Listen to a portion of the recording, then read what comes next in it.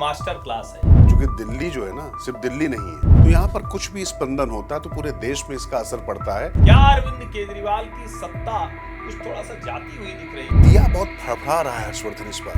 वो नाम किसके होते हैं, कहां से आते हैं, ये वाला खेल पहली बार भाजपा ने पकड़ा है। तो अभी सेल्फ गोल क्या किया है भाई साहब ने, पूर्वांचल, मतलब वो यहाँ पर आके फर्जी वोट बना रहे हैं। दिल्ली के प्रदूषण में अरविंद जी ने क्या किया? इनके पास सिर्फ क्रांतिकारी विचार हो। अब यमुना में क्षीर सागर जैसे दृश्य देखने को मिलते हैं हर बार जब छठ की पूजा होती है। शीशी में से यमुना कहते थे सब- कि एक वो आ गया है, छिड़क देंगे तो सब पराली का इंतजाम हो जाएगा। लेकिन क्या शख्स है भाई, क्या बंदा है ये। अय्याशी शब्द कहते हैं ना, शीला जी के लिए अरविंद केजरीवाल ने इस्तेमाल किया था। मुसलमानों की जो पहली पसंद है वो कांग्रेस है। नीली वैगन आर से वो पहुंच गए हैं एसयूवी तक। यहाँ पर सिर्फ आईना दिखाया गया था, चेहरा खराब निकला, आईना तोड़ने की कोशिश की तो क्या चेहरा बदल गया। और यही दिल्ली के साथ आप कर रहे हैं। नमस्कार, मैं हर्षवर्धन त्रिपाठी।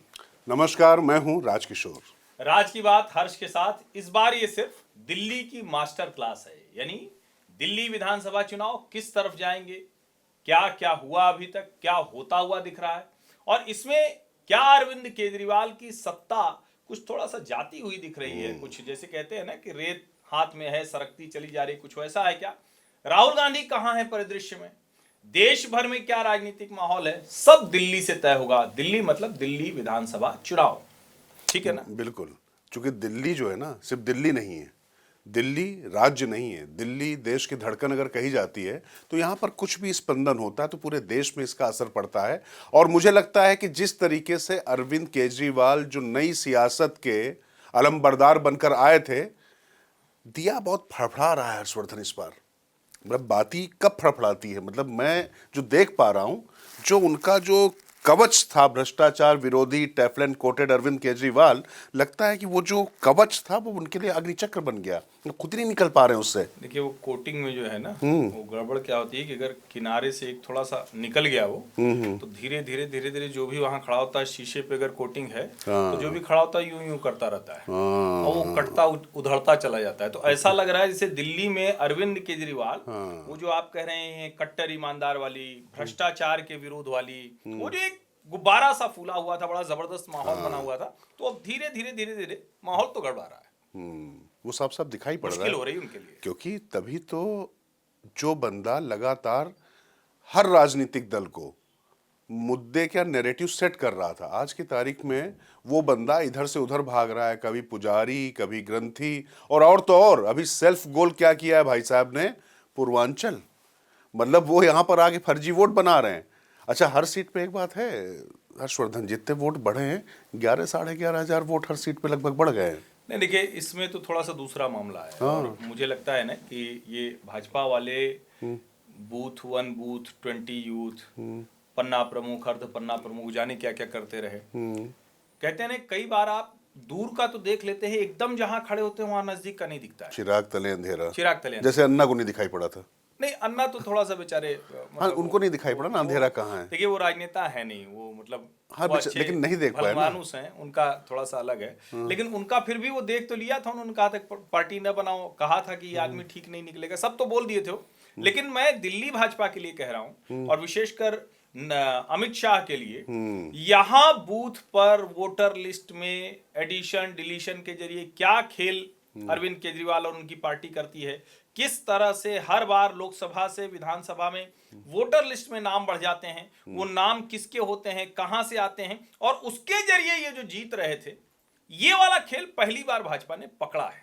बिल्कुल, और जब चोर पकड़ा गया तो चोर चोर चोर खुद ही चिल्लाने लग गया। नहीं, चिल्ला तो इसलिए रहा है कि उनको भी रास्ता पता चल गया है। तो दिल्ली का विधानसभा चुनाव इस लिहाज से बहुत महत्वपूर्ण होने वाला है कि जिस मतदाता सूची में अपने लोगों का नाम जुड़वाकर लोकसभा के बाद विधानसभा तक अरविंद केजरीवाल खेल करते थे, इस बार भाजपा ने भी अपने लोगों के नाम जुड़वाना, उनके नाम कटवाना, तो दोनों तरफ से अब ये भी बड़ा मैटर करेगा कि विधानसभा में कौन कितने अपने जुड़वा लेगा, दूसरे वाले कितना कटवा लेगा। अच्छा, ये जो हर्षवर्धन बात कह रहे हैं, जरा इसको थोड़ा सा बारीकी से समझिए।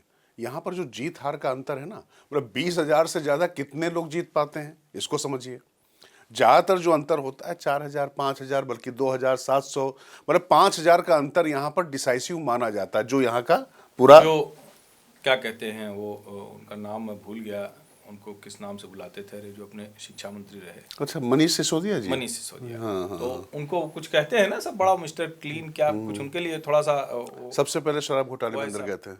अच्छा, शराब तो नहीं, वो शराब मंत्री भी थे ना। हाँ, वही आपका। तो उनके लिए बड़ा था, लेकिन सोचिए 3000 मतों से सिर्फ पटपड़गंज जीते थे, इसीलिए अवध ओझा के माथे मर दिया। टीवी चैनलों पर मनीष सिसोदिया कहते घूमते हैं कि वो अवध ओझा ने कहा कि हम तभी आएंगे जब हमको सीट दे दीजिएगा। अच्छा, अवध ओझा टर्म्स डिक्टेट कर रहे हैं। कौन कौन जो है हारती हुई सीट या कम अंतर से जीती हुई सीट लेना चाहेगा?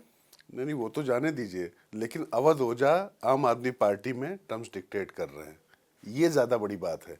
तो आप सोचिए कि जो पूरे देश में सबको बता रहे थे कि तुम प्रधानमंत्री बनो, राष्ट्रपति बनो, और उनके ऊपर एक दंडपाल लोकपाल बैठाल दो, जो लोग कह रहे थे। अब उनको आपने राजकिशोर अच्छा याद दिलाया। दिल्ली के लोग पूछ रहे हैं कि भैया ये लोकपाल होता क्या है, ये एक बार तो बता दो। लंबा समय हो गया, देश के लोग जाने तो सही, दिल्ली के लोग जाने तो सही कि लोकपाल का कॉन्सेप्ट क्या था, जिसको लेकर रामलीला मैदान और जंतर मंतर पर चिल्ला रहे थे जी। जिसको लेकर यूपीए की सरकार से लड़ रहे थे, बता तो दो। क्योंकि लोकपाल तो वही था ना जिसके पास तुरंत मामला जाना था, और अगर मंत्री है, मुख्यमंत्री है, भ्रष्टाचार का आरोप लगा तो उसको तुरंत त्याग पत्र देना था। नहीं तो ये तो जेल जाने के बाद भी वही खुद ही लोकपाल बन गए ना, मतलब मुंसिफ भी बन गए, जज भी बन गए, वादी भी बन गए, और सब कुछ बन गए। स्वयं सिद्ध लोकपाल अरविंद केजरीवाल। नारा हो गया। क्या बात है, स्वयं सिद्ध लोकपाल अरविंद केजरीवाल। आप आजकल आम आदमी पार्टी के लिए क्या कुछ काम कर रहे हैं क्या? थोड़ा सा नहीं, मुझे लग रहा है ये ले लें तो अच्छा रहेगा, ये फिट बैठेगा। अच्छा, एक चीज और मैं फिर आपको याद नहीं, आपको ले नहीं पाएंगे, आपको झेल नहीं पाएंगे। नहीं, लेकिन मैं एक नहीं, चीज और इतना आसान नहीं, हर्षवर्धन को जो है बर्दाश्त कर पाना इतना आसान नहीं है। नहीं, लेकिन आगे का है कि स्वयं सिद्ध लोकपाल अरविंद केजरीवाल, और ये स्वयं सिद्ध लोकपाल जी ने अपने पार्टी के संविधान में एक संशोधन करा दिया। हाँ, और कहा जो पहले 3 साल तक संयोजक बनना था, अब आजीवन अरविंद जी हैं। बिल्कुल। व्लादिमीर पुतिन से काफी प्रेरित लग रहे हैं, नहीं लग रहा आपको थोड़ा सा? नहीं, उनकी प्रेरणा कहाँ तक गई है ये। हालांकि दिक्कत ये ना कि एक विज्ञान का एक नियम है कि जब आप ऊपर जाना चाहते हैं तो आप तय करते हैं कि कितने ऊपर आपको ऑक्सीजन नहीं मिल रही है, आपका स्टेमिना कितना है, तो आप रुक सकते हैं। लेकिन जब ऊपर से शिखर से आप गिरना शुरू करते हैं तो फिर गुरुत्वाकर्षण का नियम काम करता है। तो जो गिरने की जो नई ऊंचाई है ना, वो आप नहीं तय करते हैं, वो गहराई तय करती है। और जो गंदगी और जो निकृष्टता है, इसकी कोई सीमा नहीं होती, अंधेरे का कोई पारावार नहीं होता है। और मुझे लगता है कि आम आदमी पार्टी वो नित नए प्रतिमान स्थापित कर रही है। आपको लग रहा होगा कि हम लोग यहाँ पर क्यों ये सब बातें कर रहे हैं, कोई कोसने के लिए नहीं बैठे हैं। दिल्ली में जहां पर हम बैठे हुए, वहां पर जो जो चीजें हम लोग हर्षवर्धन देख रहे हैं, अगर उस पर हम बात नहीं करेंगे तो वाकई अन्याय करेंगे अपने पेशे के साथ में, सत्य के साथ में। और ये लगातार होता दिखाई पड़ रहा है। हम लोग भले ही व्यंग में, तंज में बात कर रहे हैं, पर एक्चुअली दर्द यहां पर यह है कि यहां पर यमुना, जिस तरीके से हर्षवर्धन बार बार मूर्ख बनाया जाता रहा दिल्ली की जनता को, जहरीली हवा अपने फेफड़ों में हम पेवस्त करने के लिए विवश हैं। मुझे लगता है पहले यमुना जी पे थोड़ा बात कर लें। बिल्कुल। यमुना जहरीली होती गई। अभी संदीप दीक्षित ने एक रिपोर्ट अखबार की साझा की, और उसमें साझा किया कि जो जल शोधन क्षमता है उसका 4 गुना गंदा, यानी उससे 4 गुना जहरीला यमुना का पानी हो गया है। और जितने जो ट्रीटमेंट प्लांट हैं उसकी जो क्षमता है उससे कितना बढ़ गया। वो संदीप दीक्षित ने वो रिपोर्ट अपने एक्स खाते पर साझा की। अब ये हो गई एक बात। दूसरी बात क्या, 2020, 21, 22, 23, 24, और इसमें 22 वाला साल बड़ा महत्वपूर्ण था, क्योंकि 2022 के दिसंबर में एमसीडी का चुनाव हो रहा था। तो अरविंद केजरीवाल मास्क लगाकर गाजीपुर के कूड़े के पहाड़ पर पहुंचे। वहां पहुंचकर उन्होंने क्या किया, उन्होंने कहा कि देखिए कुछ हो नहीं रहा है, हम इसको ठीक करेंगे। तो पत्रकारों ने सवाल पूछ दिया कि भैया यमुना, कहे यमुना का सवाल अभी पूछने का वक्त नहीं। और कम से कम 3 से 4 ऐसे उनके साक्षात्कार हैं जिसमें अलग अलग उन्होंने कहा, कभी गोवा में, कभी दिल्ली में, कभी कहीं, कि अगर मैं 2025 के पहले यमुना साफ नहीं करता हूं तो दिल्ली वालों मुझे वोट मत देना। तो राजेश्वर, इस बार वोट तो नहीं देना चाहिए दिल्ली वालों को? नहीं, मतलब दिल्ली वाले, उन्होंने ही कहा है, उनकी बात मान लो। उनकी दावों को आपने माना, इस बार उनकी बात मान लेनी चाहिए। और इसलिए मान लेनी चाहिए, मैं इसलिए कह रहा हूं, देखिए नुकसान कहां पर हो रहा, समझिए इस बात को।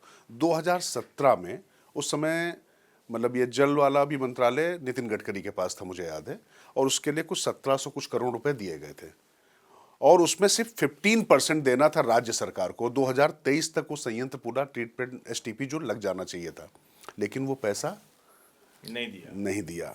नहीं, वो तो कोई भी ऐसे काम के लिए पैसा नहीं देते हैं। 415 करोड़ आरआरटीएस के लिए देना था, वो भी जब तक कोर्ट ने फटकार नहीं लगाई तब तक वो पैसा नहीं दिया। उसकी वजह से हुआ क्या, मेरठ वाली आरआरटीएस चलने भी लगी, और अभी ये जो सोनीपत के लिए और हरियाणा के लिए चलनी, तो हरियाणा के वो खुद हैं, अपने राज्य के साथ भी इस आदमी ने ईमानदारी नहीं बरती।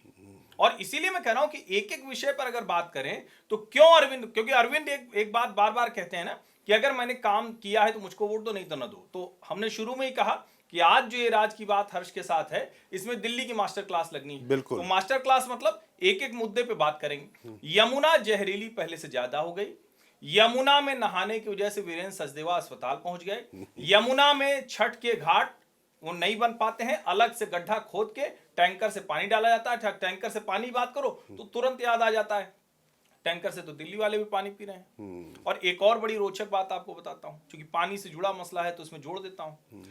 जब 2013 में 28 और 8 जो उनके कांग्रेस के विधायक थे उनको लेकर ये मुख्यमंत्री बने, इन्होंने ऐलान किया कि हम पानी फ्री देंगे। मैं ही अपने पुराने लेख पढ़ रहा था तो मुझे ध्यान में आया कि 90% सब्सिडाइज्ड वाटर वो तो शीला जी ही दिया करती थी जी। लेकिन प्रचार तो भाई ने दिया क्या? भाई ने सिर्फ जो है दिया झुनझुना, नहीं, क्रांतिकारी बनाया। और उसके साथ ढेर सारे बिके हुए रीढ़ की हड्डी जिनकी गली हुई थी, ऐसे पत्रकार जंतर मंतर से रामलीला मैदान से लेकर स्टूडियो तक अरविंद केजरीवाल का महिमा मंडन करते रहे। नहीं, लिज लीजिए पत्रकार जो जिनको कहते हैं ना, लिज लीजिए पत्रकार, ये वो लोग हैं। और जो आप कह रहे थे ना कि अरविंद केजरीवाल ने किया क्या, और अरविंद केजरीवाल ने कहा कि ये सवाल पूछने का समय नहीं है। बिल्कुल। तो सवाल इसलिए पूछने का समय नहीं क्योंकि चीफ एडिटर इनके वही हैं, सीईओ इनके वही हैं, और उन्होंने तय किया कि क्या सवाल पूछा जाएगा, क्या सवाल नहीं पूछा जाएगा, और किससे क्या सवाल पूछा जाएगा। याद करिए ना, जब किरण बेदी उम्मीदवार बनी थी तो कैसे उनका घेर के एक इंटरव्यू किया गया था, और उसके बाद वो आम आदमी पार्टी ने कैसे प्रसारित किया था। इस चुनाव से पहले तमाम लोग फिर स्वतंत्र हो गए, और स्वतंत्र होते ही उन्होंने पत्रकारिता के नाम पर एजेंडा चलाना शुरू कर दिया। अब यमुना की बात जिसकी हम लोग कर रहे हैं लगातार, अब यमुना में क्षीर सागर जैसे दृश्य देखने को मिलते हैं हर बार जब छठ की पूजा होती है। और ये आप समझ लीजिए कि इसके लिए बजट और पूरा केंद्र की तरफ से पूरा सहयोग देने की बात की गई थी। और देखिए, नितिन गडकरी की जहां तक अगर बात की जाए तो मुझे लगता है कि उनका कोई विरोधी भी ये नहीं कह सकता है कि उनसे कुछ कहा गया हो और ना दिया गया हो। नहीं राजेश्वर, मैं तो ये कह रहा हूँ कि अगर यमुना की बात करते करते हम लोग थोड़ा पानी से हवा की तरफ बढ़े जी। दिल्ली के प्रदूषण में अरविंद जी ने क्या किया, इनके पास सिर्फ क्रांतिकारी विचार होते हैं या बहुत ही क्रांतिकारी विचार होते हैं। तो क्या होता है, इवन ऑड कर दो, बहुत ही क्रांतिकारी या बहुत ही क्रांतिकारी, इसके अलावा कोई विचार नहीं होते। तो अच्छा एक काम करो, आज ऑड नंबर प्लेट, आज इवन नंबर प्लेट, और पता चला किसी दिन ये न कहते हैं कि बिना नंबर प्लेट वाली लेके आओ, कुछ भी कह सकते हैं। और ऑड इवन का खेल जानते हैं ना, पंजाब का चुनाव था, यहाँ पर उबर ओला को पूरी तरीके से स्थापित करना था, और उस ऑड इवन के चक्कर में जब मैंने सच्चाई बताई तो मैं ऑड लगने लग गया। तो अपनी खबरें इवन करने के लिए आपने लेकिन कुछ मतलब कुछ विशेषण दे दिया, उपाधि दे दी थी शायद। मैंने तुगलक कहा था, तुगलक मैंने कहा था कि तुगलक क्या करता था। देखिए कि वो क्या करता था कि चमड़े के सिक्के चलाता था ना तुगलक। तुगलकी फरमान तो कहा ही जाता है ना, जो सही ना हो, जो ऐसे ही। लेकिन तुगलक के सामने कह दोगे तो तुगलक को बर्दाश्त नहीं हुआ। ये नहीं कहना चाहिए था। अच्छा, वो फिरोज शाह तुगलक नहीं, मोहम्मद बिन तुगलक की बात कर रहा हूं मैं। तो मोहम्मद बिन तुगलक और तुगलकी फरमान क्या होता है, और किस तरीके से जो लोग सवाल पूछते रहे हैं और सिर्फ सवाल ही पूछते रहे हैं, उन पर जब सवाल उठाया गया तो ये अभिव्यक्ति की स्वतंत्रता के ठेकेदार किस तरीके से पीछे पड़ते हैं। यहाँ व्यक्तिगत होने की आवश्यकता नहीं है, उससे मेरा कोई नुकसान भी नहीं होता, मैं लगातार उसके बाद और संतुष्ट हूँ, तुष्ट हूँ और फायदे में हूँ। लेकिन ये मानसिकता दर्शाता है कि सच, जिसको सच कहने का हुनर आ जाएगा, कहा जाता है उससे उसके दोस्त भी नाराज होते जाएंगे। लेकिन मेरे कोई दोस्त और दुश्मन नहीं थे, यहाँ पर सिर्फ आईना दिखाया गया था। चेहरा खराब निकला, आईना तोड़ने की कोशिश की तो क्या चेहरा बदल गया। और यही दिल्ली के साथ आप कर रहे हैं। दिल्ली में लगातार आपने हवा, पानी और तो और जान दीजिए जो सड़कें कम से कम ठीक होती थी। पे रुकते हैं जरा। हाँ, हवा पे इसलिए रुकते हैं कि ऑड इवन के बाद एक बात बार बार कही जा रही थी कि भैया ये कैसे होगा। तो उनके पास एक शीशी हुआ करती थी, एक प्रेस कॉन्फ्रेंस की थी उन्होंने, और शीशी में से कहते थे कि एक वो आ गया है, छिड़क देंगे तो सब पराली का इंतजाम हो जाएगा। तो अब वो तो भाई ठीक है, वो अलग अलग संस्थाएं, कृषि संस्थाएं वो सब करती हैं, लेकिन जैसे ही पंजाब में सरकार आई वो सारे नियम कानून भूल गए। वो भूल गए कि पंजाब से हवा चलती है तो वहां पराली जलती है तो कैसे होता, तो यूपी और हरियाणा का खोजने लगे, क्योंकि वहां भाजपा की सरकार है। और कमाल की बात ये देखिए, खास करके दिल्ली वालों को जानना चाहिए, मुझे लगता है हवा साफ करने के लिहाज से दिल्ली का सबसे बड़ा प्रोजेक्ट वो था जिसको प्रधानमंत्री नरेंद्र मोदी ने उद्घाटन किया था, और जिसकी वजह से मैं आपको बताऊं, मैंने घर पहले हो सकता है कि वसुंधरा में ले लिया होता। वैसे नोएडा मुझे प्रिय था, जब से मैं आया 2001 से दिल्ली में आया तो नोएडा ही प्रिय था, लेकिन वसुंधरा भी मुझे बड़ा अच्छा लगता था गाजियाबाद। लेकिन क्यों नहीं लिया, क्योंकि वसुंधरा से नोएडा आने में, यानी एक सड़क पार करने में काला पत्थर के रास्ते से 7-7.5 किलोमीटर, 8 मतलब 7-8 किलोमीटर मान लीजिए, और लगभग 45 मिनट से ज्यादा लग जाता तय था। करने में लगती। तो मैंने सोचा नहीं लूंगा। अब आप सोचिए 45-50 मिनट में आप दिल्ली से मेरठ पहुंच जाते हैं, जो 60 किलोमीटर है। जी, ये काम जो नरेंद्र मोदी ने किया, और अगर ध्यान से देखें, अगर ये नहीं हुआ होता तो आज दिल्ली की हवा कितने गुना जहरीली होती। बिल्कुल। आज भी दुनिया में सबसे जहरीली कैपिटल में से है, लेकिन तब कितनी जहरीली होती, वो काम किया। नितिन गडकरी ने आने के साथ साथ 50-60 हजार करोड़ के प्रोजेक्ट अलग अलग किए। Eastern peripheral expressway, western peripheral expressway, फिर उसके बाद जो धौला कुआं वाला जाम होता है उसको ठीक किया। ये सब काम उन्होंने किया। अब पूछा जाए कि भैया तुमने यमुना के लिए कुछ नहीं किया, पानी के लिए कुछ नहीं किया, हवा के लिए क्या किया, हवा के लिए भी कुछ नहीं किया, तो फिर अरविंद जी का याद आ जाता है कि अगर नहीं होगा तो मुझे वोट मत देना। तो अब ये तो दिल्ली वाले देखें, वो कह रहे हैं कि भाई उनकी बातें मानी, मैं बार बार कह रहा हूं उनकी बातें मानी, तो अब इस बार भी बात मान लें, क्योंकि ये चीजें तो नहीं हुई ना कि आपके फेफड़ों में हवा कम जहरीली जा पर इस शुद्ध की तो मैं बात ही नहीं कह रहा हूं। कह रहा हूं कि क्या कुछ कम जहरीली हवा आप लोग ले पा रहे हैं, ये देखने वाली बात है। और लगातार सियासी हवा बनाने के अलावा आम आदमी पार्टी ने कभी भी कुछ भी नहीं किया, ये साफ साफ दिखाई पड़ रहा। और जो आप बात कह रहे हैं ना कि ये रोड बनी जिससे थोड़ा ये भारी वाहन और ये तेजी से निकलने लग गए, यहाँ तो स्थिति ये है कि एमसीडी जो टोल कलेक्ट करता है उसके लिए भी कोई वैज्ञानिक व्यवस्था नहीं बना पा रहे हैं। और आप देखिए रात को जैसे ही आज तक नो एंट्री नहीं, होती है, बिल्कुल। नो एंट्री होती है, नो एंट्री खुलती है, उसके बाद आप देखिए फिर जाम लग जाता है, और उन्हीं बड़े बड़े ट्रकों का धुआं फिर यहाँ पर फैलना शुरू हो जाता है। और जो बात आप कह रहे थे पंजाब की, सबसे ज़्यादा अगर यहाँ का वातावरण दूषित होता है तो पंजाब में सबसे ज़्यादा पराली जलाई जाती है, ये सच्चाई है। आपकी सरकार बन गई, आप भूल गए, और उसके बाद आपने ये भूल तो जाने दीजिए, उसके बाद आपने कहा कि अब उत्तर प्रदेश से आ रहा है। उसके बाद हरियाणा का जब चुनाव आया तो हरियाणा को आप भूल गए, लेकिन फिर हरियाणा पर आपने दोष दे दिया कि भारतीय जनता पार्टी की चूंकि वहां पर सरकार है। लेकिन इस दोषारोपण का खेल एक दूसरे पर टोपी पहनाते पहनाते अब पंजाब का नाम कभी नहीं आता है। तो क्या कर रहे हैं सियासी हवा बनाने के लिए, आपका हवा पानी कैसे खराब हो रहा है, मुझे लगता है कि ये तो तय हर्षवर्धन दिल्ली की जनता को करना हमने पड़ेगा। बात की, अब हम तीसरी बात करेंगे कूड़े की। हाँ, जिस गाजीपुर कूड़े के पहाड़ पर खड़े होकर दिसंबर 2022 के एमसीडी चुनाव के पहले अरविंद केजरीवाल ने कहा हम इसको सब दुरुस्त कर देंगे। 25 के पहले यमुना में सपरिवार स्नान करा रहे थे, कूड़ा दुरुस्त करने वाले थे। कूड़े के पहाड़ और बड़े हो गए हैं और जगह खड़े हो गए हैं, और सड़कों के किनारे कूड़ा पसरा हुआ है। गंदगी, जानवर, आदमी सब एक साथ हो गए हैं। बीमारी पानी से न लगे, हवा से न लगे, तो कूड़ा भी तैयार है। और तो और जाने दीजिए, जो हवा की आप बात कर रहे थे ना, कूड़ा भी उसके लिए बहुत जिम्मेदार है।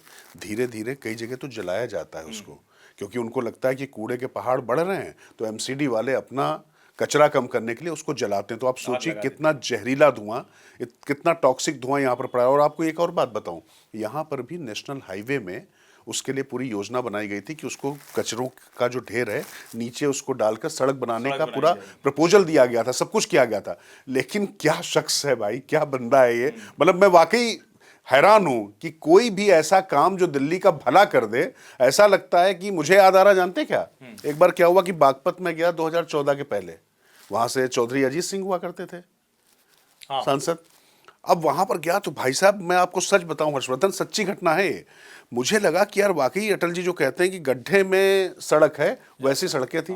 फिर मैंने एक दो लोगों से पूछा कि वहाँ पर क्या है, तो एक दो सलाहकारों ने बताया कि खैर अब तो आरएलडी के वो जयंत चौधरी यहाँ आ गए हैं, अजीत सिंह के पुत्र, लेकिन वो वहाँ पर सड़क वड़क इसलिए नहीं बनवा रहे थे क्योंकि उनका ऐसा मानना था कि ज़्यादा विकास हो जाएगा तो गाड़ियाँ ज़्यादा चलेंगी, लोगों का आवागमन ज़्यादा होगा तो लोग ज़्यादा चीज़ें देखेंगे और सीखेंगे, तो लोगों को दूर ही रखो। तो आपको इसी तरीके से रखा जाए, आदत बना के रखी जाए, फ्री बिजली फ्री पानी के नाम पर आपको बुद्धू बनाया जाए और बुद्धू बनाकर इसी तरीके का जो है कचरा फैलाया जाए, कचरे के ढेर बनाए जाएं और कचरे के गाजी, मतलब क्या कहूँ, जो गाजीपुर में है पहाड़, लेकिन ये कचरे के गाजी जो है ना, सियासत के ये कचरे के गाजी हैं, वो लगातार बनकर अपना उल्लू सीधा कर रहे हैं। अब ये मुझे लगता है कि देखने, सोचने और लगातार सवाल पूछने की जरूरत है कि आखिर भाई तुम खुद तो अपने घर पे इतने आरओ लगा लेते हो, इतने करोड़ों का प्लांट लगा लेते हो और बाद में जो है वही आप जो कहते हैं ना कि हर बार टोटी, बिल्कुल बिल्कुल, इस बार भी टोटी से पानी पी रहे हैं और अपने आपने घर में क्या लगाया था वो सारी चीज़ें हैं, और उसके बाद आप फिर हर चीज़ विषयांतर करने की कोशिश करते हैं। लेकिन मुझे लगता है कि थोड़ा सा कूड़ा जो है सियासत में कैसे नए तरीके का फैला रहे हैं उस पर भी चर्चा कर ली जाए। बिल्कुल उस पर चर्चा कर लें। बस इसमें दो बातें और जोड़ें कि नीली वैगन आर से वो पहुंच गए हैं एसयूवी तक, और ये बुराई नहीं है, सब नेता को चलना चाहिए, लेकिन ऐसी भी क्या बेईमानी करना, ऐसा भी क्या माहौल बनाना, ऐसा भी क्या गुब्बारा फुलाना कि कट्टर ईमानदार क्या कट्टर बेईमान की तरफ बढ़ गए। और जिस तरह से उनका घर बना और जब उसकी सारी चीजें सामने आ गई तो फिर तमाशा शुरू किया। और कई बार जो हमने कहा था ना कि चोर चोर जब पकड़े गए तो चिल्लाने लगे वोटर लिस्ट के मामले में, तो यही हुआ जब शीश महल की सच्चाई सामने आने लगी तो प्रधानमंत्री आवास को राजमहल करने लगे। प्रधानमंत्री का आवास तो वही है, जो व्यवस्था प्रधानमंत्री की होनी होती है वो होगी होगी। दुनिया भर के राष्ट्राध्यक्ष आते हैं, दुनिया भर के लोग आते हैं, तो उस लिहाज से जो one of the best facilities होंगी वो वहां होंगी ही होंगी। लेकिन फिर भी ये वाली, इसको तो सुख सुविधा का जो चरम होता है उसको कहेंगे। और हमको लगता है कि वो जो सुख सुविधा के चरम को अय्याशी शब्द कहते हैं ना, वो शब्द संदीप दीक्षित के मुंह से मैंने सुना कि शीला जी के लिए अरविंद केजरीवाल ने इस्तेमाल किया था। तो जो आप सियासी बात कह रहे थे, संदीप दीक्षित तो अपनी माँ के अपमान का बदला, वो है ना वो गैंग्स ऑफ वासेपुर में क्या है, बदला लेगा रे तेरा, तो वही वाला हाल है। संदीप दीक्षित तो बदला लेने की तैयारी कर रहे हैं। तो जो आप राजनीतिक रंग की तरफ कह रहे थे, तो सबसे बढ़िया तो संदीप ही लड़ रहे हैं। बिल्कुल, संदीप न सिर्फ लड़ रहे हैं बल्कि संदीप सिर्फ आरोप नहीं लगा रहे हैं, वो आरोपों के समर्थन में कागज दे रहे हैं। वो सेंट किट्स वाली वो पर्ची नहीं दिखा रहे हैं और जिसका नंबर नहीं बता रहे हैं स्विस बैंक वाला, वो वाली राजनीति नहीं कर रहे हैं जैसे ये अरविंद केजरीवाल ने जो सीख के करना शुरू किया था। वो बाकायदा एक एक ब्यौरा दे रहे हैं कि भैया CWG के बाद कहाँ गई CAG की रिपोर्ट, उसके बाद वो ये भी कह रहे हैं कि जो वाटर प्लांट में क्या घोटाला हुआ ये देखिए, यहाँ पर मकान को लेकर क्या चीजें हुई वो भी बता रहे हैं, और एक एक चीज का उनके पास कागज है। लेकिन उस कागज पर क्या कहा जा रहा है कि वो तो भारतीय जनता पार्टी के एजेंट हैं। मतलब शीला दीक्षित का पुत्र, जिसने पिछले कई बार से कांग्रेस का दामन नहीं छोड़ा, जिस कांग्रेस में उनको बार बार मौन रहने को कहा गया, चुप रहने को कहा गया, वो लगातार अपने कमिटमेंट पर वो व्यक्ति अड़ा रहा। शीला जी बहुत अपमान झेल कर कांग्रेस में रही, क्योंकि जितना उनके ऊपर आरोप लगा दिया गया था, जिस तरह से उनको अपमानित करके कुर्सी से हटाया गया था, चुनाव हराया था, उसके बाद उसी कांग्रेस ने समर्थन देकर अरविंद केजरीवाल को मुख्यमंत्री बना दिया। जरा सी भी शर्म होती। लेकिन फिर वही बात है कि गांधी परिवार में तो बस गांधी परिवार की इज्जत बची रहे, बाकी चाहे कुछ हो ना, कांग्रेस पार्टी चाहे जहां जाए कांग्रेस पार्टी की चिंता नहीं। और वो बहुत साफ साफ इस चुनाव में भी नजर आ रहा है। राहुल भैया तो गायब हैं, अभी तक तो किया ही नहीं। आपने अच्छा कहा, दरअसल लेकिन जब तक ये अभी शो चल रहा है तब तक तो राहुल गांधी ने दिल्ली में कोई चुनाव प्रचार नहीं किया है, कोई अभियान नहीं चलाया है, कोई सभा नहीं की है। तो अगर वो नहीं कर रहे हैं तो इसका मतलब क्या है?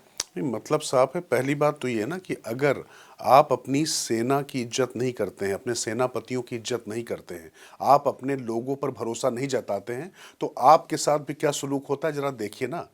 इन्हीं राहुल गांधी को कैसे अरविंद केजरीवाल ने पूरी तरीके से इंडिया गठबंधन में अलग थलग कर कर डाल दिया। आज की तारीख में तेजस्वी से लेकर ममता बनर्जी के साथ साथ उमर अब्दुल्ला, सबने कहना शुरू कर दिया है कि भैया ये इंडिया को बंद करो, ब्लॉक को। अच्छा, जो मतलब इंडिया ब्लॉक में कहता हूँ तो मुझे कष्ट होता है। हर्षवर्धन इस मामले में बहुत क्लियर थे। मैं हर्षवर्धन से कहता था भाई वो उनको आपत्ति होती है जब आप इंडी कहते हो, तो इंडिया क्यों नहीं कहते? तो हर्षवर्धन का साफ साफ कहना था कि भैया कोई गठबंधन भारत नहीं हो सकता, चूंकि भारत नहीं टूट सकता, भारत अखंड है। अब लगता है, मैं भी जब कहता हूं कि इंडिया ब्लॉक को जो है की मंशा इच्छा रहती है कि भारत टूटे, भारत तेरे खंड टुकड़े खंड हो, होंगे, तेरे टुकड़े लेकिन होंगे। वो होगा नहीं। वो जितनी नीयत उनकी खराब है, तो इधर भी उतनी मजबूत नीयत के साथ हम जिसको कहते हैं ना, जो देश को जोड़ने वाली बिल्कुल। ताकतें हैं वो हैं। और ये सही बात है कि ये कोई गठजोड़ न कभी था न है। अच्छा, और होगा औपचारिक रूप से इसलिए भी नहीं कहूंगा, आया। पता नहीं, कभी नहीं था। औपचारिक रूप से कभी भाई, भी नहीं था। उसका कोई हेड ऑफिस बता दीजिए, अरे उसका संयोजक बता सचिवालय दो। बनना था, वो बता दीजिए। संयोजक बता दो। संयोजक तो बन नहीं पाया। तो मतलब जिसको कहते हैं ना कि वो वही था जिसको एक मतलब मैं उसका दूसरी तरह से उदाहरण देता हूँ कि चले साथ में चल रहे हैं, कहे सब दोस्त हैं, लत्ती मार दिए गिर पड़ा। आगे चौराहे पे गए, कोई ज्यादा मजबूत आदमी खड़ा था, तो डर के मारे कहे आ जान दो, नहीं अकेले तो पकड़ के पीट देगा। तो फिर साथ में चले, थोड़ा सा आगे बढ़ गए तो फिर लगा के रे हुआ, तो उसने कहा कि अच्छा इसने भी थोड़ी देर पहले लत्ती मारी, तो अब हम मारेंगे। तो ये दोस्ती ऐसे ही चल रही है, एक दूसरे को गिराते, एक दूसरे को पीटते, एक दूसरे को बेइज्जत करते हुए। अब जनता ये बात ना समझे, और थोड़ा सोशल मीडिया का समय है ना, तो अभी मैं देख रहा हूँ कि अरविंद जी कह रहे हैं कि मैं यमुना नहीं साफ कर पाऊं तो अगली बार मुझे वोट मत देना, वायरल हो गया है। कूड़े का पहाड़ में साफ न कर पाऊं, वायरल हो गया है। कह रहे हैं नीली वैगनआर, और अभी सबसे ज्यादा वायरल तो उनका हुआ है जिसमें एक में उन्होंने कहा था कि नहीं नहीं, मैं कैसे ले सकता हूं सुविधाएं, मैं अगर लूंगा तो मेरी विधानसभा के लोग वो मेरा शपथ पत्र अपने घर पे चिपका के रखे होंगे, वो मेरे सामने ला देंगे। अब जरा आप सोचिए, और उसके बावजूद अब कह रहे हैं यमुना पर वोट नहीं मिलता। अब आप जरा सोचिए, यानी दिल्ली वालों के लिए जो यमुना जो प्राणदायिनी होनी चाहिए थी, उस यमुना का अपमान जहरीली करके तो किया ही किया। आप कह रहे हैं यमुना पर वोट भी नहीं मिलता है। तो कुल मिला के उन्होंने तो क्लियर कर दिया, उनकी गलती नहीं, उन्होंने क्लियर कर दिया कि हम तो वोट के लिहाज से सब कुछ करते हैं। अभी आपको तय करना है वोट आप किस लिए दे रहे हैं, किस लिए दे रहे हैं। तो ये तो उन्होंने स्पष्ट कर दिया। कम से कम इतनी तो साफ गोई उन्होंने दिखाई कि भाई इतना पॉलिटिक्स तो मैं समझ गया हूँ। क्या कहा? मुसलमान भाग गया क्या? मुसलमान भागेगा, इसलिए भागेगा कारण उसका देखिए 2019 का एक आंकड़ा लोकसभा का है, जब 22% से ज्यादा वोट मिला कांग्रेस को, जब अकेले चुनाव लड़ी, इनको मिला 16-17% के अंदर। तो इसका मतलब मुसलमानों की जो पहली पसंद है वो कांग्रेस है। तो कांग्रेस लगातार विधानसभा चुनाव में समर्पण की मुद्रा में रही है। इस बार संदीप दीक्षित अभी पूरी तरीके से यहाँ पर अपना पैर अंगद की तरह जमाए हुए हैं।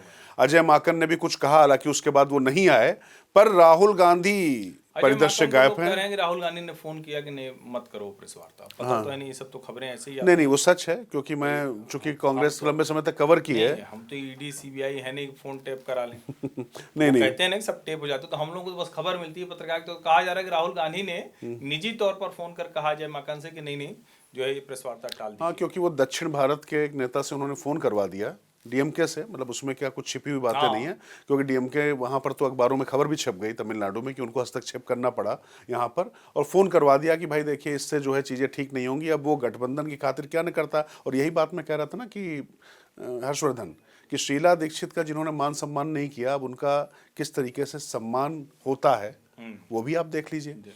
कुल मिला के उमर अब्दुल्ला से लेकर अरविंद केजरीवाल और सब लोग जब बात उठा रहे, तेजस्वी ने भी सवाल उठा दिए। तो होता क्या है कि अगर आप अपनी टीम का ख्याल नहीं रखेंगे, और गांधी परिवार जिसको पता है ना कि पूरी तरीके से ऐसा सैक्रोसेंट रखा कि भैया इस पर कोई आंच नहीं आनी चाहिए, तो ऐसा नहीं होगा।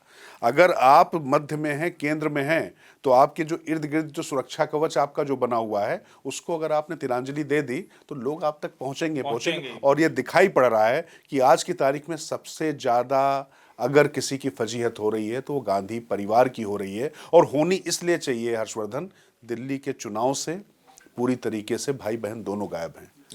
प्रियंका गांधी भले विदेश न गई हो, लेकिन वो भी शिमला गई थी। भाई छुट्टियां मनाने आप कह रहे हो, और ऐसे समय में गए जब डॉक्टर मनमोहन सिंह को लेकर यहाँ पर जो है राजकीय शोक था। देखिए है क्या ना, जो थोड़ा मतलब वेस्टर्न वर्ल्ड में और क्रिश्चियन जो लोग हैं और वो न्यू ईयर मनाने जाते हैं, तो उनका क्या है कि ये पूरा छुट्टी का टाइम होता है, यानी दिसंबर एंड से लेकर जनवरी का वो पहला दूसरा हफ्ता। हाँ, वो अपनी परंपराओं को नहीं तोड़ते। थोड़ा जो विदेशी जो उस तरह का है वो मामला रहता है। बाकी ठीक है, राहुल प्रियंका भी इनकी चूंकि सब कुछ उस तरह से अपब्रिंगिंग और सब कुछ उस तरह से हुई है, तो मुझे लगता है कि वो एक चीज उनको हावी रहती है।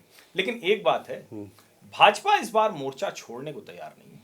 नहीं, इस बार तो इस बार चाहे परवेश वर्मा हो, चाहे रमेश बिधूड़ी हो, चाहे मतलब आप पूरी पार्टी को देखें, और नरेंद्र मोदी खुद जिस तरह से 2 रैलियां कर चुके हैं, अमित शाह ने जिस तरह से कहा कि शीश महल दिखाओ, सबको ले चल के दिखाओ, जिस तरह से पूरी पार्टी पूर्वांचलियों के मुद्दे को लेकर एकदम आक्रामक है। और ये तो बड़ा विचित्र है ना कि अरविंद केजरीवाल खुद जो हरियाणा से आए हैं, मेरा नहीं, ये और तो मानना है- जान दीजिए, कौशाम्बी में पता था, उन्होंने खुद घुसपैठ की है। हाँ, कौशाम्बी उत्तर प्रदेश, वो तो उत्तर प्रदेश से में। वो भी आए। तो मेरा मानना है कि दिल्ली देश की राजधानी है, और मैं तो इसका पक्षधर हूँ। हम यूपी बिहार वालों को तो ये लगता ही नहीं ना कि कभी हम कोई सब नेशनलिज्म करें। हमारे लिए तो देश कोई भी कहीं से आए, कोई भी आ जाता है, कोई दिक्कत नहीं। बिल्कुल। लेकिन अगर कोई नेता, कोई संवैधानिक शपथ लेने वाला व्यक्ति अगर इस तरह की बात कर रहा है, तो ये थोड़ा सा चिंता पैदा करता है। और सोचिए, जब कोविड हुआ, जब चाइनीज वायरस आया, तो बस लगा के इन्होंने मोहल्ले मोहल्ले से आनंद विहार पहुंचा दिया कि जिससे यूपी बिहार वाले भाग जाएं। वो तो मतलब जिसको कहते हैं कि योगी जी की सरकार थी, तो उन्होंने वहां से लिया, उन्होंने बिहार वालों को भी आगे बढ़ाया। जब अभी हॉस्पिटल्स की बात थी, तो उन्होंने कहा 500 रुपया का टिकट कटा के चले आते हैं। तो भैया कौन सा मोहल्ला क्लिनिक में दिखाने आते हैं? भाई अरविंद केजरीवाल का मॉडल तो मोहल्ला क्लिनिक है ना। हाँ, वही है। जबकि वो जो लोग आते हैं, वो एम्स में दिखाने आते हैं, या फिर प्राइवेट हॉस्पिटल्स में ज्यादा पैसे देकर महंगा इलाज कराने यूपी बिहार से आते हैं। वो यहाँ पैसे देके जाते हैं। और कोई बड़ा हॉस्पिटल खुला है क्या इधर? मैंने ढूंढा तो था, 2013 के बाद। मैं अखबारों की हेडलाइन में भी ढूंढ रहा था। मैंने गूगल भी सर्च मारा, तो हर्षवर्धन जी मुझे तो नहीं मिला।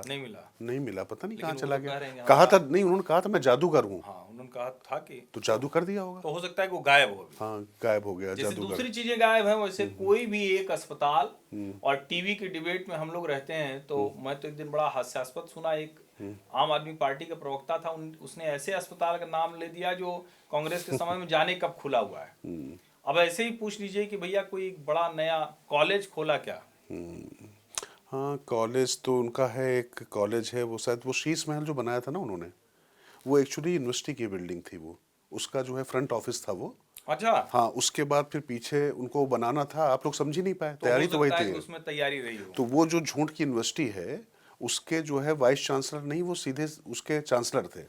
और उसके बाद जो है वो फिर आप करके एक वो यूनिवर्सिटी बनती। कैसे हिट करो, रन कर जाओ, उसके बाद कैसे झूठ बोलो, लेकिन अब तो ऐसा और मसला झूठ है को ना। बार बार झूठ बोलो, हाँ। जब तक लोग सच न मान सच ले। न मानने लगे। तो इस तरीके से उन्होंने अभी तक मोहल्ला क्लिनिक में तो शिक्षा दी थी, और जो प्राइमरी स्कूलों में तो शिक्षा दी थी, लेकिन उसके लिए ही वो पूरा फ्रंट ऑफिस बन रहा था। और ऐसा बन रहा था कि अगर आप उसमें टॉयलेट में भी बैठे, ठंडी वंडी लगे, तो वातानुकूलन संयंत्र लगा हुआ था, आपको जाना ना पड़े। और टीवी भी इतना बड़ा था, और इतने सारे रिमोट भी थे, इसीलिए कि उसको खोल के देखो, अत्याधुनिक सुविधाओं से, जो आईवी लीग के कॉलेज होते हैं ना, हाँ, उस तरीके से उन्होंने जो पूरा करने की लेकिन कोशिश की थी। मैं, और ये नहीं कर पाए मोदी जी। देखो, मोदी जी नहीं कर पाए लोक कल्याण मार्ग पे। गंभीर एक सवाल, वैसे तो सारी चर्चा वही थी, लेकिन उसमें तंज, हास्य, व्यंग सब शामिल है। क्या करें, जब गम हद से गुजर जाए तो गा लेते हैं, यही होता। क्या करें भैया। लेकिन एक सवाल का जवाब मेरे मन में, मतलब ये सवाल बार बार उठ रहा है। इतना बड़ा माहौल था, इतना कट्टर ईमानदार आदमी न बनवाता ये शीश महल, तो क्या हो जाता? कैसे न बनवाता भाई, क्या बात कर रहे हैं आप। उस आदमी ने अपने जीवन में कोई भी जो काम जो किया, वो तो मतलब जो जिम्मेदारी मिली कभी पूरी नहीं की, और उसके बाद दूसरा काम उस व्यक्ति ने करना शुरू कर दिया। कुल मिला के इच्छा तो यही थी ना कि किसी भी तरीके से जितनी जीवन के संसाधन हैं उनको पूरी तरीके से कब्जे में किया जाए। लेकिन ये बताइए आप, हाँ? मैं कह रहा हूँ शर्ट अभी भी 2 साइज ऊपर की ढीली पहननी है, तो वो तो कैमरे के लिए है ना। वैसे ही। तो मतलब कम से कम घर तो, अब लोग कह रहे हैं उसको अंदर से नहीं देखने दे रहे हैं। संजय सिंह और सौरभ भारद्वाज पहुंच गए जब मॉडल कोड ऑफ कंडक्ट आ गया। मैं कह रहा हूं कि उस घर को देख तो लीजिए, वो ऐसा एक घर किसी का हो, इतने सरकारी घर हैं। अंदर से तो घर स्वाति मालीवाल को नहीं देखने दिया जब अरविंद केजरीवाल रहते थे, उन्हीं को देख लेने थे, उनकी सांसद थी वो तो। ये आपने नया एंगल दे दिया। अच्छा बताओ ना, घर अंदर इसलिए पिटवाया था? अरे भैया, घर अंदर से अगर नहीं देखने दिया, क्यों नहीं देखने दिया, मैं तो पूछ रहा हूँ ना। वो कह रहे कि घर अंदर से नहीं देखने दिया संजय सिंह ने, और संजय सिंह कह रहे थे वहां सोने का टॉयलेट नहीं है। तो भैया संजय सिंह भी कोई बेडरूम तक न थोड़ी गए थे, बेचारे क्या जाने, वो तो एक बहुत सामान्य घर में रह रहे हैं संजय सिंह। तो अरविंद केजरीवाल ने जो चीजें बनाई, और देखिए अरविंद केजरीवाल ने हर चीज सिर्फ दिखावे के लिए की, और जिन शीला दीक्षित का मकान 13 एसी के साथ में उनको अय्याशी का अड्डा लगता था, वो मकान उनको अपने रहने लायक नहीं लगा। बिल्कुल। आप सोचिए कि उस व्यक्ति की सोच क्या रही कि जो बंगला नहीं लेगा, गाड़ी नहीं लेगा, कुछ नहीं लेगा, तो क्या उनके दिलो दिमाग में चीजें चल रही तो उनको सिक्योरिटी नहीं लेगा। कहते थे कि अगर सुरक्षा लेनी है तो आम आदमी को दो, अगर नेता के पास ज्यादा सुरक्षा है इसका मतलब वो मतलब राजा गलत व्यवहार कर रहा है। अच्छा, इसी राजा थोड़ी ना है। नहीं, इसी बहाने देखिए ना उन्होंने क्या किया, एक बड़ा मौका था इनके पास सीसीटीवी की क्षमता दिखाने का। फिर मैं स्वाति मालीवाल पे आ रहा हूँ, तो घर पे सीसीटीवी दिखा देते कि उनके साथ क्या हुआ क्या नहीं हुआ। तो जो बताया ना कि इतने 4000 सीसीटीवी लगा दिए, कितने लगा दिए, जबकि उसमें ज्यादातर दिल्ली पुलिस ने लगाए थे, उसका भी आंकड़ा वो ले गए। अब इसको जरा मतलब इसको कहते हैं कि कुछ निष्कर्ष पे पहुंचे। हाँ, क्या अब दिखने लगा है 3 वाला चुनाव, या अभी भी नहीं देखिए, आमने सामने की बाइपोलर फाइट है? नहीं देखिए, त्रिकोणीय चुनाव तो इस बार होगा। जो बात लगातार आप कह रहे हैं कि अगर कांग्रेस कृपा ना करे तो राहुल गांधी चूंकि अभी तक परिदृश्य से गायब हैं, अब लेकिन जिस तरीके से कांग्रेस यहाँ पर लगी पड़ी है, अलका लांबा भी लगी हैं, संदीप दीक्षित भी लगे हैं, दूसरे प्रत्याशी भी लग गए हैं, तो उससे लगता है कि अब इनके पास पीछे जाने की स्थिति नहीं है। और अगर अब कांग्रेस पीछे जाती है तो वो किसी तरीके से इस बार तो 99 के फेर में फंसकर अपनी इज्जत बचा पाई। ये फिर वही 44 और जो 55 वाला जो मामला था। मुझे इसमें ये लगता है कि अगर राहुल प्रियंका पूरी ताकत लगा दें तो कांग्रेस की संख्या दहाई में पहुंच सकती है। राहुल प्रियंका ताकत ना लगाएं, संगठन को नीचे ताकत लगा लेने दें। क्योंकि चुनाव जो लड़ना है इसमें देखिए, राहुल गांधी, मैं फिर कह रहा हूं कि एमसीडी में जो इनके 3 कारपोरेटर जीते थे, तीनों मुसलमान थे। और जब वो वापस गए, आम आदमी पार्टी में शामिल हो गए, जब आम आदमी पार्टी हुई तो इतना विरोध हो गया कि उनको फिर कांग्रेस में वापस आना पड़ा। तो मुसलमानों की पहली पसंद कौन है, ये साफ साफ दिखाई पड़ रहा है। अभी तो राहुल गांधी ही लड़ रहे हैं। राहुल गांधी तो संघ को इतनी गाली देते हैं, अब ठीक है शरद पवार साहब प्रशंसा कर रहे हैं, वो अलग बात है।